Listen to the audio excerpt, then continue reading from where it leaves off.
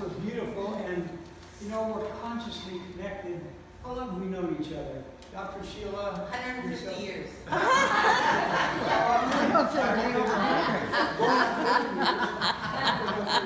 you know, one thing I would say about you always put yourself so much into what you're doing that you absolutely lose yourself in what you're doing. Take me out of the picture. Absolutely. And that's when we find ourselves.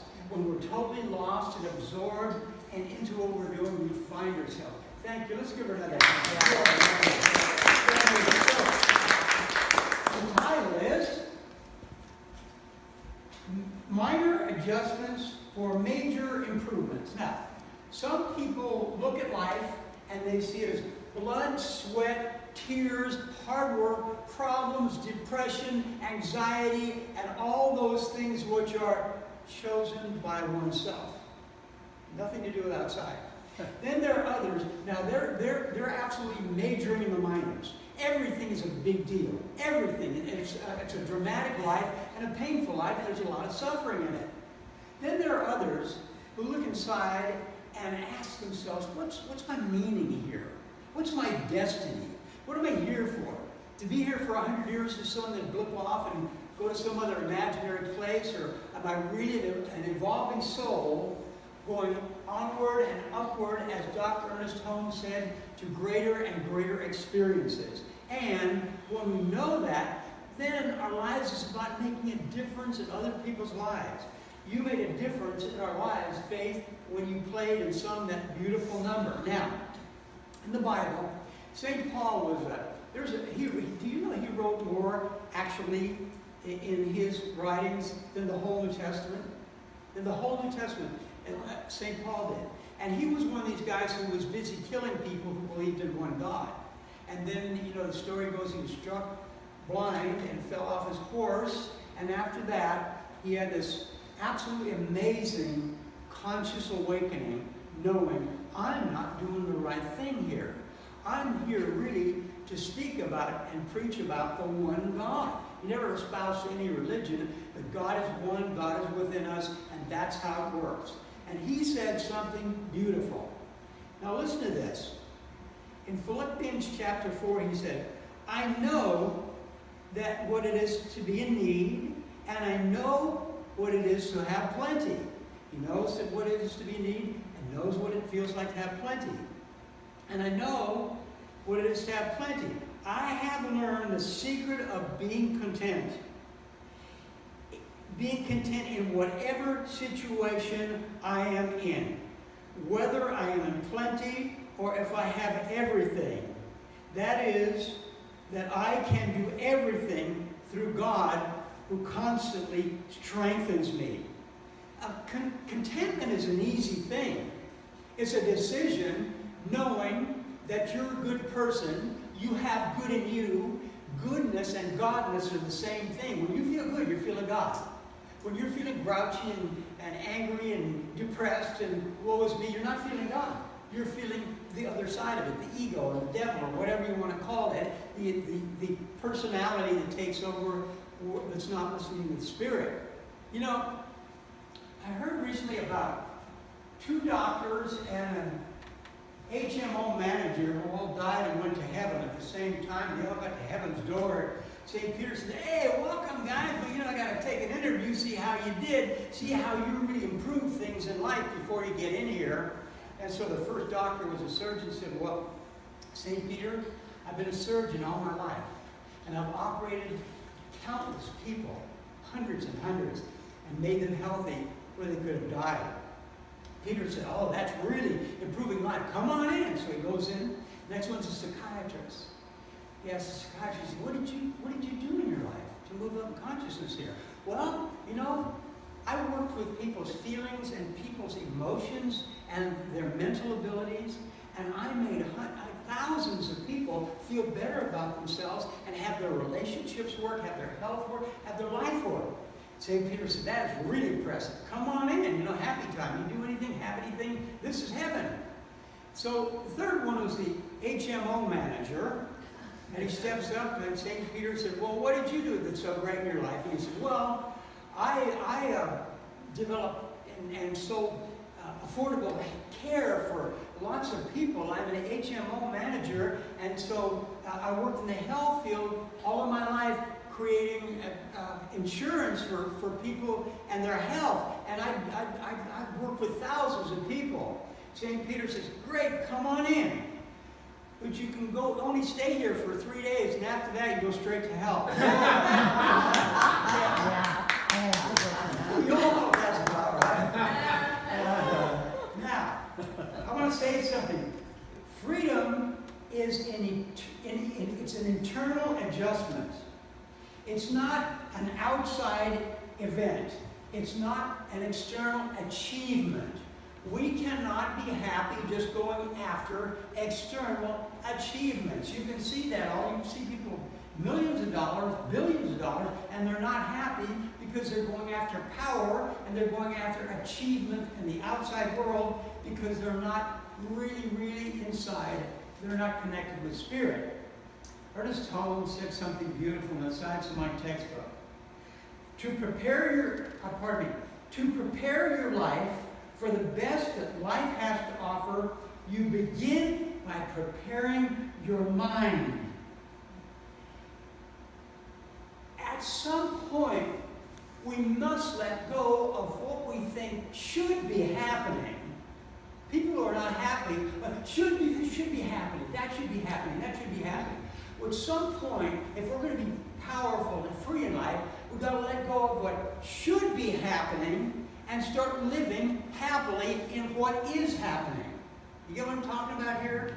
For all of us. Oh gosh, I just love what he wrote there. He goes on to say about this, about what we do to ourselves with our mind.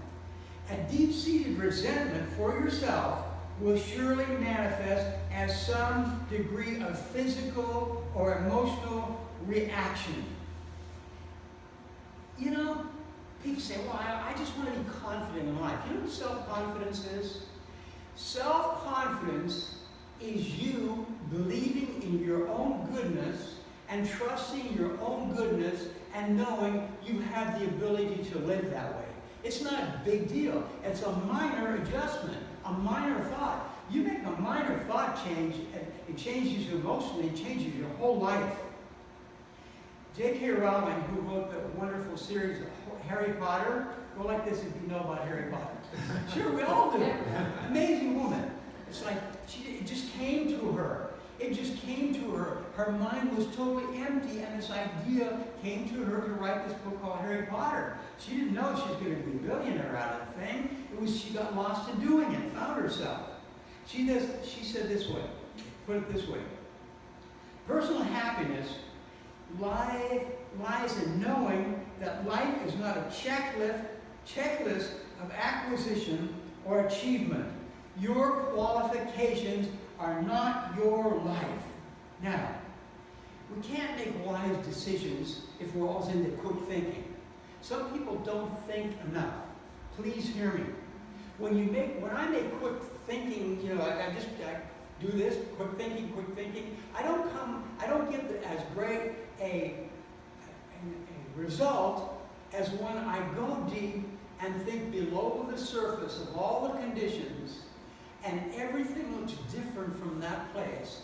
And I see the world from that place of deep meditation, mindfulness, or deep thinking, and then I come out of it, and because it's there and I put it in consciousness, everything changes out there. Everything does. It's amazing, absolutely amazing how it works, and it always does work. It's like minor adjustments. True story. This guy named Gary, and he wanted to be in the restaurant business all his life. And so he lived in Washington, D.C., and he leased a place downtown and got a little restaurant going, and it started to grow really, really well. He really started to prosper and grow, and he was happy. He was doing what he loved and lived the life he was loving. When you do what you love, you live the life that you're loving. And when you live the life that you love, you live the life that you're living, and you're full of life and aliveness. Somebody put that in a book. Anyway, so he's got this restaurant, it's going fantastically. And then all of a sudden, the business started to go down, down, and he didn't know why. And he thought, he checked out that, it's still the same menu, still got the same chef, same prices, same location, same food, same everything. He just went right through the list. Everything was the same, but the business was going down. And this one guy comes up and says, I'll tell you, give you an idea here about why your business might be going down. And he said, I've checked everything. Listen. I've checked everything, and everything's the same, and yet the business is going down. He said, let me tell you something. I work for the CIA. You don't know your audience. Most of the people that come in here in Washington, D.C., work for the CIA. There are thousands of employees that work for the CIA around here. And what happened was, what I noticed, is that your tables and your chairs are kind of close together.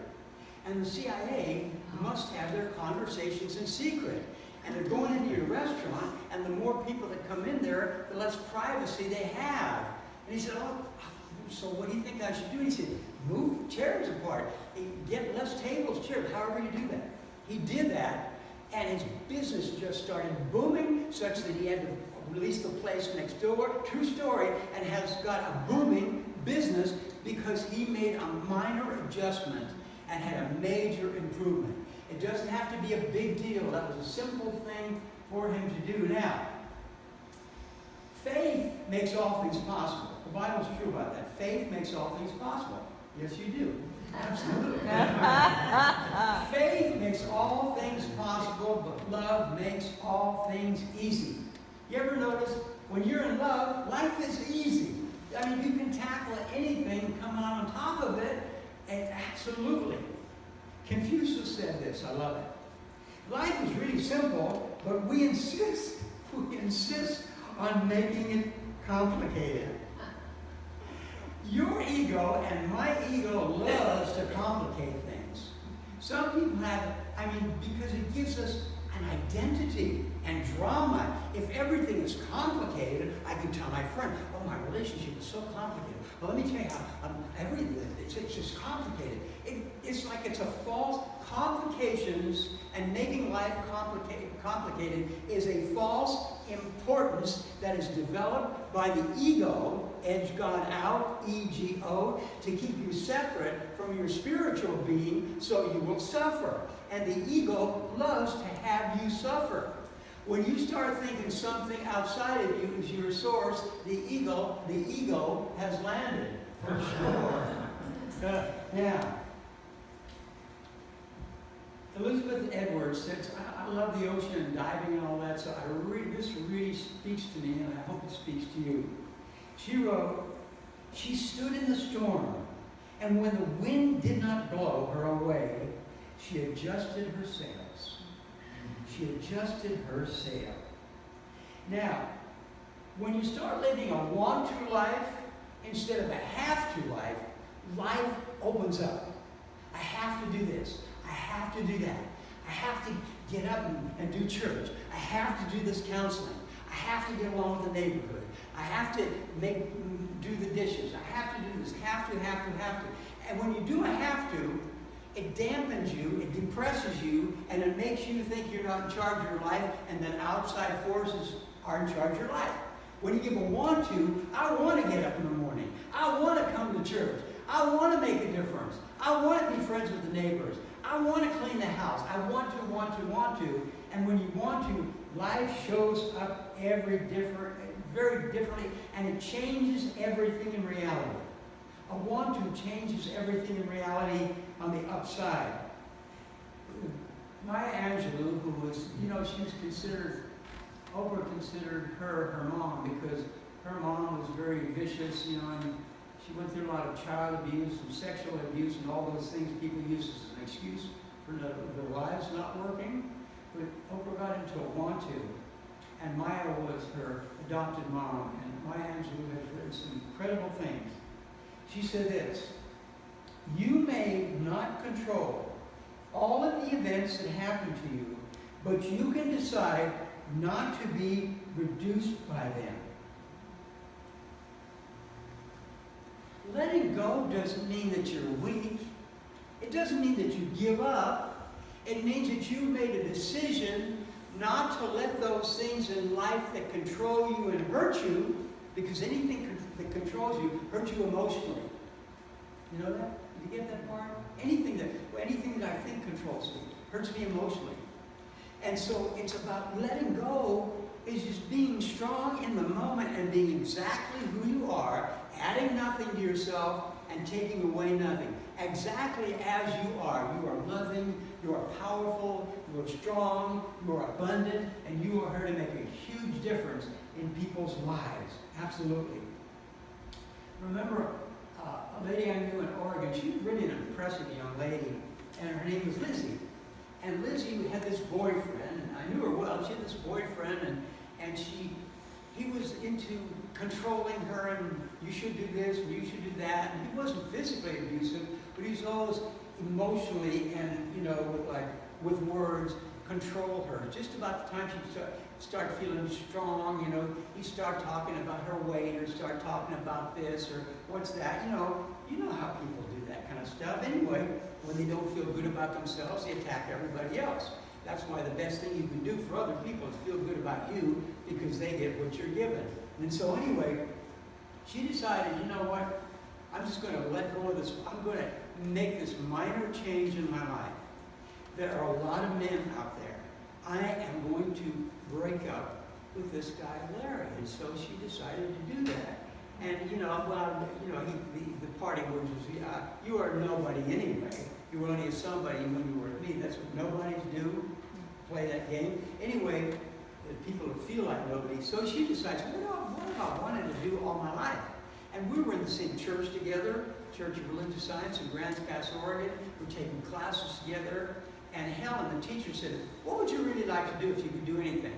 And she said, I'd like to make an adjustment. I like to make adjustments, and I would like to, I don't know what it is. I love to keep people healthy. And Helen, who was very straight about what you would see in people, she said, have you ever thought about becoming a chiropractor? You make all the adjustments you want. You be just you be just everything. Anyway, so she decides to go to school, and she went to school and became a chiropractor. Then she worked for a chiropractor's office in Grants Pass, Oregon.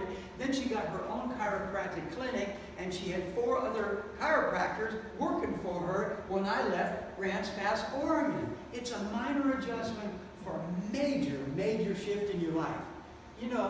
There's the old saying, if you keep thinking of what you've always thought, you always get what you always got. You can't. You can't have anything different if you do that. Now, Alan Watts, who's a wonderful writer, I've read a lot of his stuff, said this. Let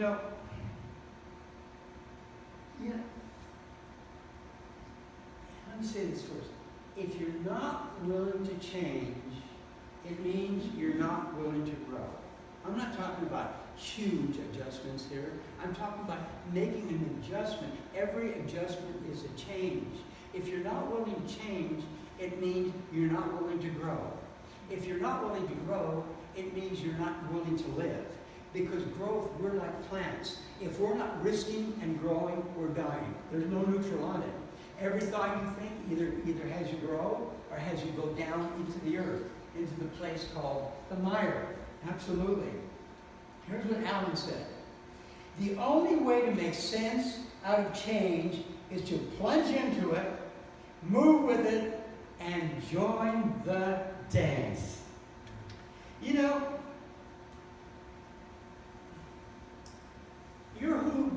Your who becomes before you do.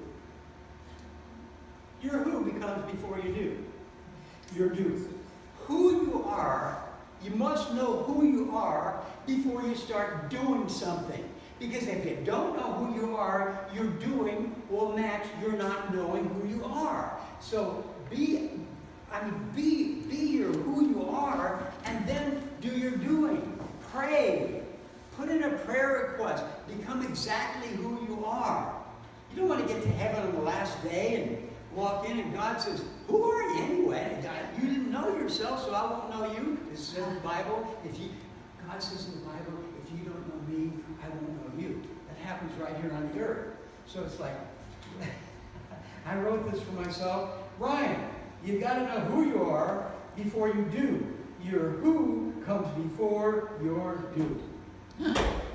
That right there was worth the price already. Absolutely. Oh, big donations today. Absolutely.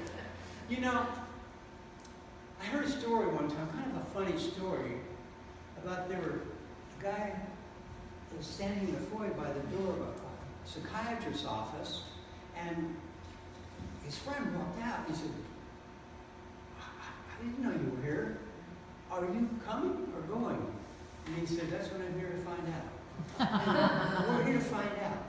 Are we coming or are we going? Are we going downhill? Are we moving uphill? Are we moving towards the light and love? Are we giving like it's never going to hurt us? Are we loving like we're never going to lose it? Are we being healthy and taking care of our body temple? Are we allowing ourselves to be abundant whether we have money or not? And then when we do, things change for sure. Charles Fillmore, who started the belief system and religion called Unity, on his 94th birthday, he said something that I've got at home that I look at a lot. He said this: I fairly sizzle with zeal and enthusiasm and spring forth with a mighty faith to do the things that might be done by me. The more you do, the more you lose yourself in something bigger than yourself, you find yourself, and your life gets bigger. Your reality gets bigger. The flowers look more beautiful. The fish look more beautiful. The people look more beautiful. There's no difference between your relationship with a young child and a senior person. Life becomes so full, absolutely so full. Paulo Coelho wrote a book, I think it's called The Alchemist, years ago. Anybody hear about the book, The Alchemist? Yeah, Laura had. It's a great book. He said this: when you are enthusiastic about what you do, you feel this positive energy. It's very simple. When you're enthusiastic, this energy flows through you, and life looks absolutely bright and alive as it really is, like through the eyes of a child. Now, positive energy, it's really very simple. You know, it's simple. You know what I found out in life so far? I found out what makes me happy, and I find out who makes me happy. So what makes me happy is doing exactly what I'm doing right now. If I found something that made me happier, I haven't in 30 some odd years, I would do that. It makes me happy. It makes me happy to see life come alive in people. And then who makes me happy? Well, at this point in my life, Sheila makes me happy. I had a couple of who's beyond, at other times, but, I kept who until I found Sheila, and then, Sheila at church. Yeah, absolutely. I should have tried church before the bars a while ago. Absolutely. So, yeah. I want to share two stories to close with. Two stories. Let's see, Thursday, when was the last day I went lobster diving? It was Thursday, wasn't it? Yeah, last Thursday. Last Thursday, I decided to go lobster diving. Took out a little 10.5-foot hard bottom dinghy. Now, this is heaven. This is a whole other kind of heaven. The ocean. I watched an osprey, a sea eagle, come down and get a fish right out of the ocean. God, man, I don't know what's possible. All things are possible with God. This is amazing. Heard of dolphins coming by. It was just incredible. I get to the dive site where I always dive, and I can always depend on it. And I get there, and the visibility is lousy. Dove down 30 feet. I couldn't even see the numbers on my computers. And I thought, oh man. I started feeling grungy and like, oh, I had all these expectations. You know the old saying, expectations are planned resentments. I was mad at me, God, the boats, the dolphins, the eagle, everybody. I was just really upset. I thought, oh man, and then I have this ego thing too, where I like to come walking in the house and say, Mama, Daddy, come home with big lobsters. Do you love me? Absolutely. But yeah, this is nasty only if you think it's nasty. This morning I said, she's holding her face. This morning I said, you really look beautiful, Sheila. You made me feel romantic. She said, that's not romantic, that's horny.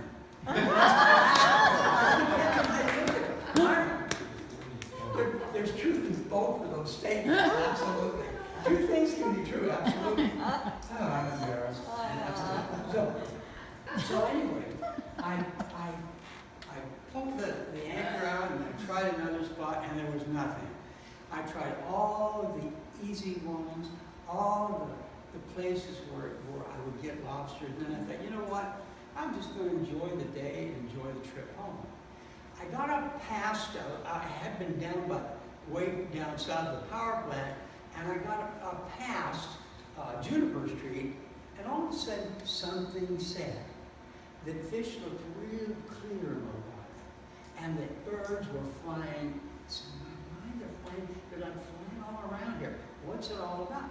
So I anchored my little dinghy, dropped down, and the water was clear as a bell. It was absolutely beautiful. I was looking at these little caves and the gobies and the Garibaldi's and the bass, the calico bass, the sand bass, the sheephead, and they were all over the place. It was like party time down there.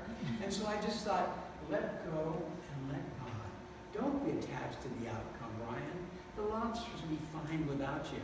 I come around this little cave place, and there are 4 of them in an inescapable cave, right? They were waiting, absolutely. God put them there, and I said, God, she's amazing. And so I got one of the lobsters, and we went through a copper, but I'll go in and evolve into another animal. Go ahead, take me. And so, and I got these 4 lobsters, and it was also very, very simple. And it just brings me life. It feeds me. The ocean feeds me. It is my sanctuary.